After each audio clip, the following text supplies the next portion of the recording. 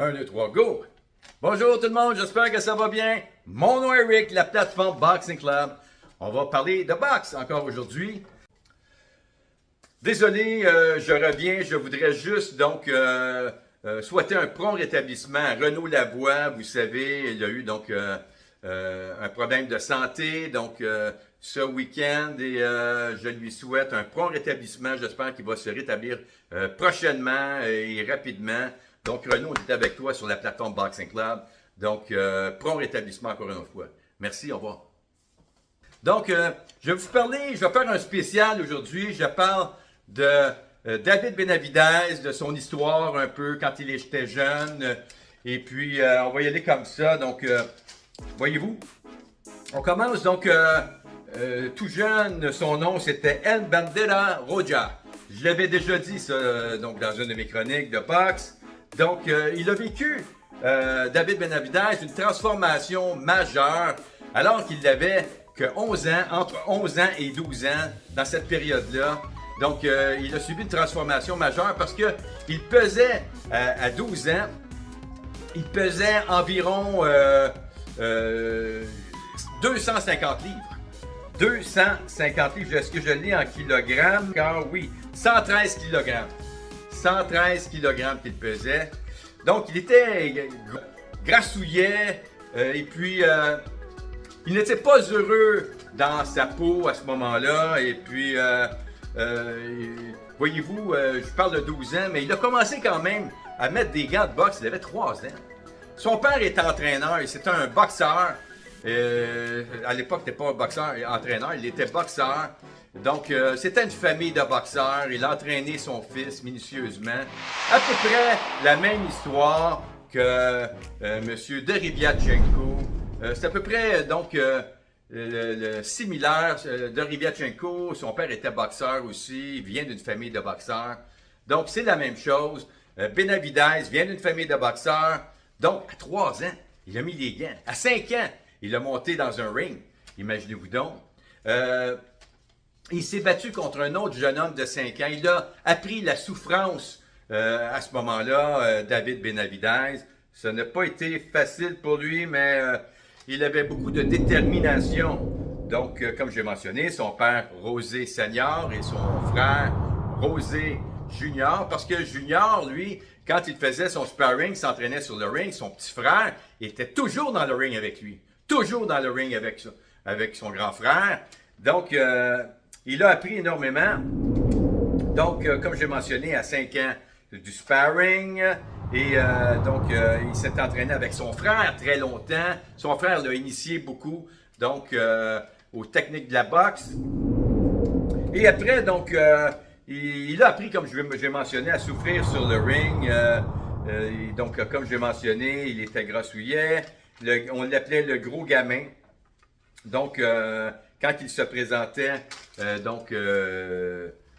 au gym.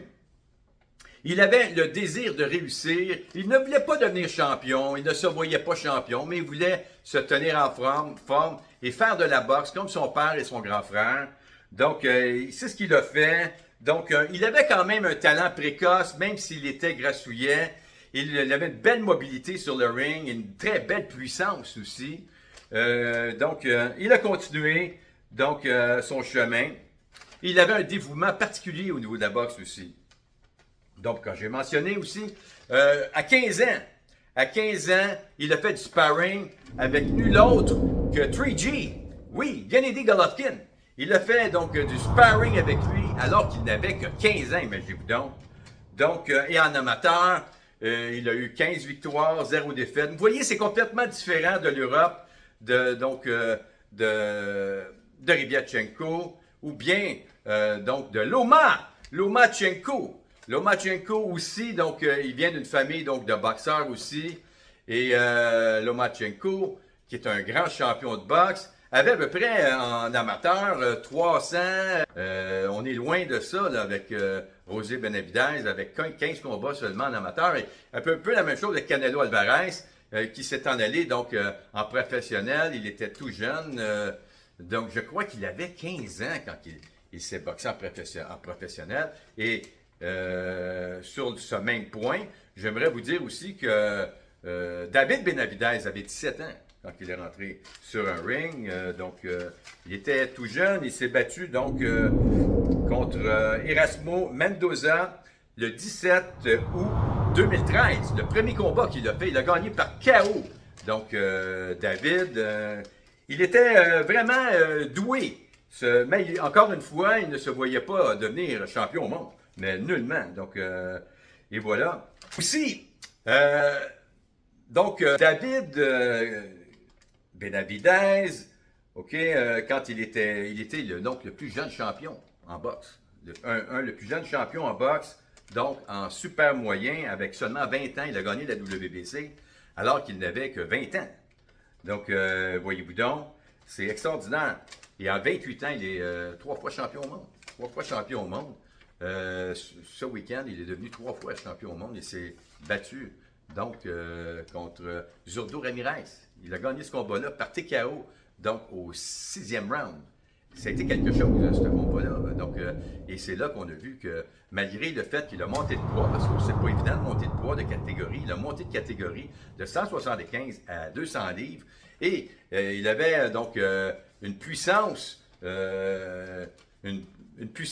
extraordinaire. Donc, qui avait autant d'impact qu'en 175 livres. Mais vous saviez qu'au début, en 175 livres, quand il s'est présenté, il n'avait pas beaucoup d'impact quand il s'est battu contre Wojcik. Ça n'a pas été par KO qu'il a gagné ce combat-là, c'était par décision. Un très beau combat, chaudement disputé. Mais voyez-vous, il a appris donc à s'entraîner plus durement. Et puis, il a eu beaucoup d'impact en 175 livres et en 200 livres. C'est extraordinaire. Mettre KO Zurdo Ramirez au 6e round par TKO, c'est extraordinaire.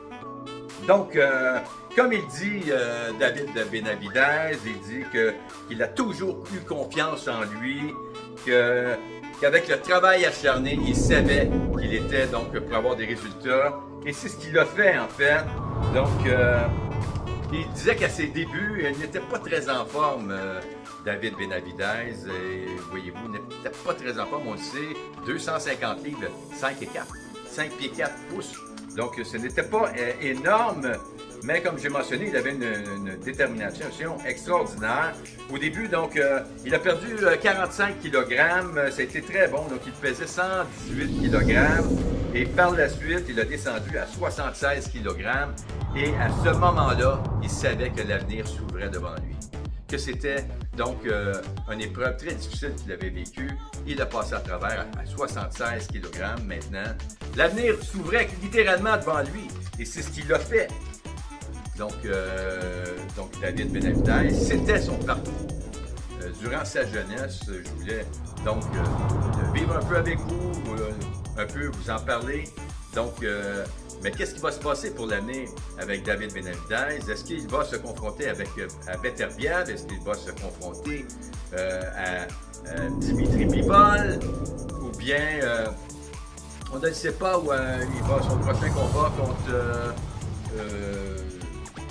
peu importe qui. Opetaia, qui est donc lui aussi comme cruiserweight, mais le problème avec Opetaia, c'est qu'il a perdu sa ceinture, je crois, IBF, il l'a perdu parce qu'il a préféré se battre pour Zuffa, mais il est bloqué là parce que personne ne veut l'affronter dans les grosses ligues parce que tout le monde est avec donc les 4 catégories principales. Ils ne veulent pas s'en aller pour la Zuffa et perdent donc l'opportunité de garder ou de gagner ou de garder donc les 4 ceintures de catégories d'organisation principaux. C'est ça. Donc, et voilà. On ne sait pas où est-ce qu'on s'en va encore. Pensez-vous que Bivol va vouloir se battre contre Benavidez? Je crois que Beterbiev, lui, peut. Il a le cran de confronter Benavidez et ça ne sera pas un combat facile pour Benavidez. Et je vous le dis tout de suite, le style de combattant est un combattant à pression. Un peu la même chose que Benavidez, qui est un combattant à pression aussi. Donc peut-être qu'ils vont se confronter ensemble, un peu comme le dernier combat contre Martinez et Mbili. Ça a été 2 confrontations à l'intérieur. qui se sont confrontés pendant 12 rounds. Et ça a été très difficile, ce combat-là, pour les deux combattants qui se sont fait marteler, littéralement. Donc, Beterbiev et Benavidez, j'entrevois un peu la même chose. Ça va être un combat très dur. Et à mon avis, ça ne sera pas un combat qui va se finir par KO. Beterbiev a un menton d'acier. D'acier, il va vouloir continuer. Il a appris la souffrance jeune, dans son entourage, Tchétchénie, je crois. Ce n'est pas facile. Ce n'était pas été facile, Beterbiev, qui a donc une volonté extraordinaire. Il a un palmarès extraordinaire en amateur et en professionnel.